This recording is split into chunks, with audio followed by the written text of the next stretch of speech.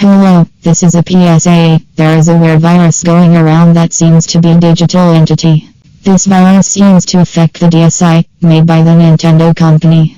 It also seems that it can spread to older Nintendo gaming consoles and Windows computers, causing these computers to crash. Also, you will know if your DSi is infected if these things happen. First, your DSi will set the date to the year before it was infected. Second, if you have Flipnote Studio, on the actual date there will be a note you didn't make. This note will look like a very bad crash screen. And you can get the virus if you play a game that the virus is dormant in. It will become active when you play the game. How you can try avoiding this virus? Just don't play any games on your DSi. If you do get the virus, here's what you do. Don't play on your DSi, do not use your Windows computer. Try reading a manga, or watch TV on your TV.